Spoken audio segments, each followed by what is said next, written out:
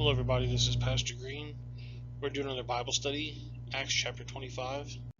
If you'd like me to come speak at your church, or if you have any questions, you can email me at godsohman@gmail.com. If you remember at the end of Acts 24, this is after 2 years, Porcius Festus came to Felix's room, and Felix, waiting to shew the Jews of pleasure, left Paul bound. So basically they kept him in prison. Paul spent a lot of time in prison. He used that time wisely to write many letters. Paul's ministry spanned about 35 years, from his conversion in 33 AD to his death in 68. Surprisingly, the Bible records only 3 times the apostle was officially arrested. He may have been taken into custody other times, but Luke, who wrote Acts, and Paul saw fit not to record them. Apostle Paul's first arrest took place in 49 AD during his second missionary journey. He encounters in Philippi a demon-possessed female slave who generates a sizable income for his owners. That's Acts 16:16. He ultimately casts the demon out of the slave, but only after she carries out a prolonged period of bothering him. The second time Paul was arrested, which was prophesied to occur, was in Acts 21:11. He had a monumental impact on his ministry.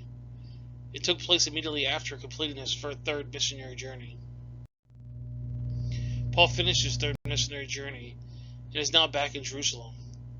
His presence created a riot, and they had them arrested. This says, what are the prison apostles? The prison apostles generally refer to 4 letters written by the apostle Paul when he was under house arrest in Rome. Each letter, Ephesians, Philippians, Colossians, and Philemon, is addressed to a specific church, or in case Philemon, an individual, where Paul penned each apostle to address specific needs of first century Christians and the church. The message of the prison apostles is still influential and instructional to Christian living today. If you look at the Bible, you have the Gospels, Matthew, Mark, Luke, and John.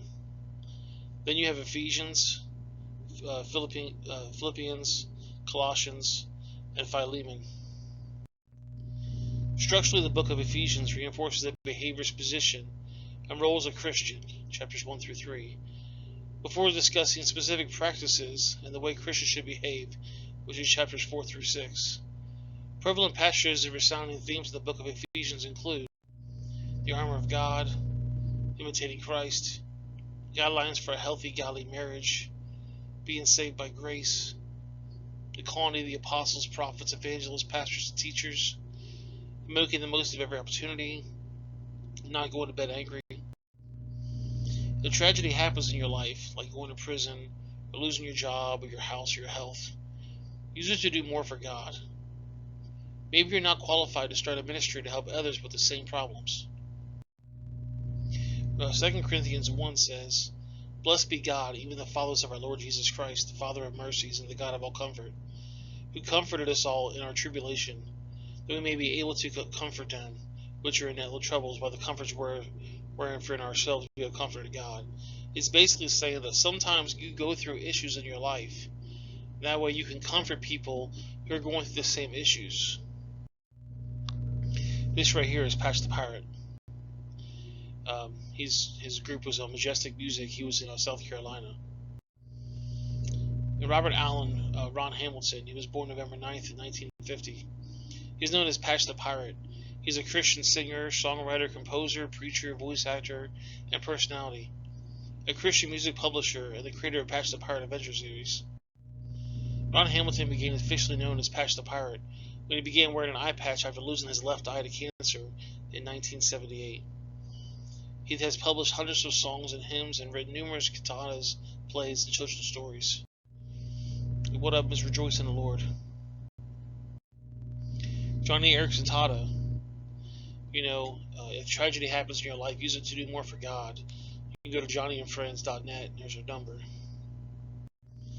Johnny drove into a shallow water at the age of 17, and she broke her neck.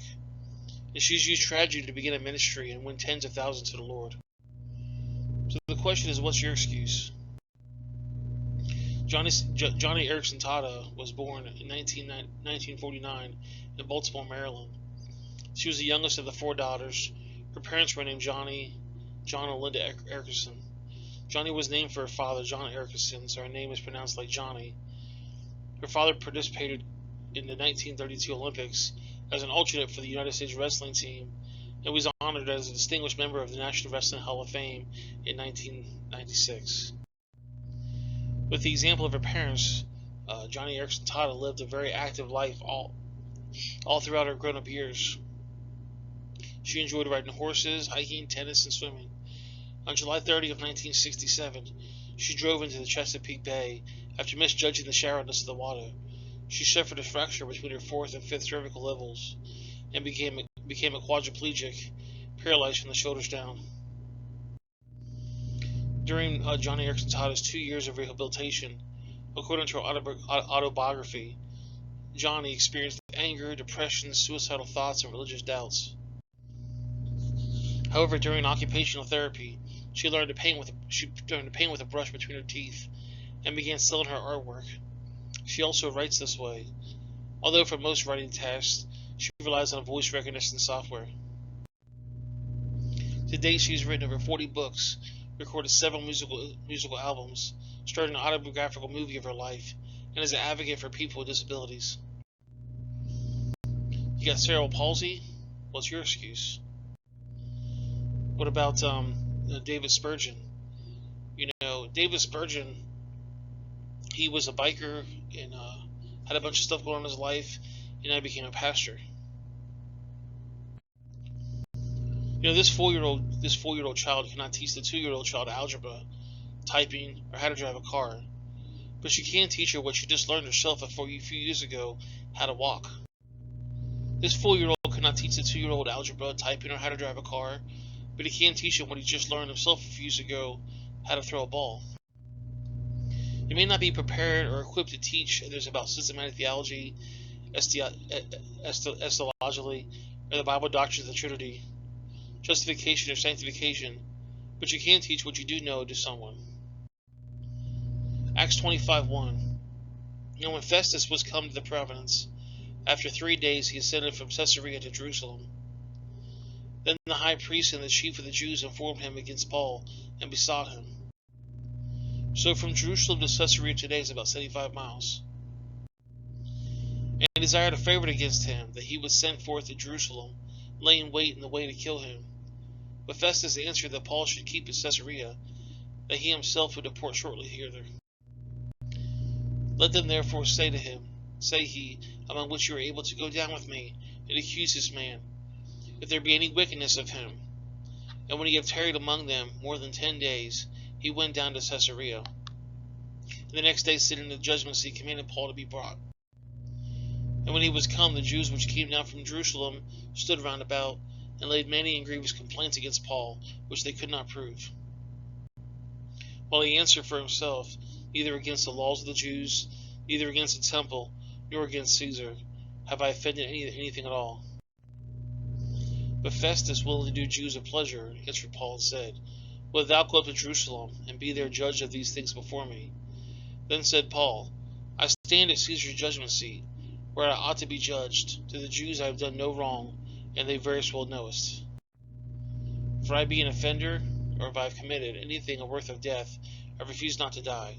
But if there be none of these things wherefore they accuse me, no man may deliver me to them. I appeal to Caesar. When Festus then, he confirmed with the council, answered, Hast thou appealed to Caesarea? Hast thou appealed to Caesar? Unto Caesar shalt thou go. And after certain days, King Agrippa and Bernice came to Caesarea to salute Festus. And when they had been there many days, Festus declared Paul's case to the king, saying, There is a certain man left bonds by Felix, in whom which I was in Jerusalem, the chief priests and the elders of the Jews informed me, desiring to have a judgment against him. To whom I answered, It is not the manner of the Romans to deliver any man to die, before he that is accused of have accusers face to face. We have license to answer for ourselves, concerning the crime laid against him. Therefore, when he come hither, without any delay in the morrow, I sat in the judgment seat, and commanded the man to be brought forth. against whom the accuser stood up, and brought none accusation of such things as surprise, but of certain questions against him of their own superstition, and of the Jesus which were dead, which whom Paul affirmed to be alive. And because I doubted of such manner of questions, I asked him whether he would go to Jerusalem and be there judged by these matters. But when Paul had appealed to be reserved to be the hearing of Augustus, I commanded him to be kept by till I might send him to Caesar. Then Agrippa said to Festus, I would also hear the man myself tomorrow. He said, Thou shalt hear him. When the morrow, when Agrippa was come, and Bernice with great pomp, and he entered into the place of hearing, and the chief priests, captains, and principal men of the city, at Festus' commandments, Paul was brought forth. And Festus said, King Agrippa, and all men which are here present with us, you see this man, in whom all the multitude of the Jews have dealt with me, both in Jerusalem and also here, crying and ought not to live any longer. But when I found that he had committed nothing worthy of death, and that himself has appealed to Augustus, I have determined to send him, of whom I have no certain thing to write on the Lord. Wherefore I have brought him forth before you, and specifically before ye, O King Agrippa, that after examination had, I may have somewhat to write. For it seems to me unreasonable to send a prisoner, and not withal to signify the crimes laid against him. Well guys, that's the video. I appreciate you guys watching.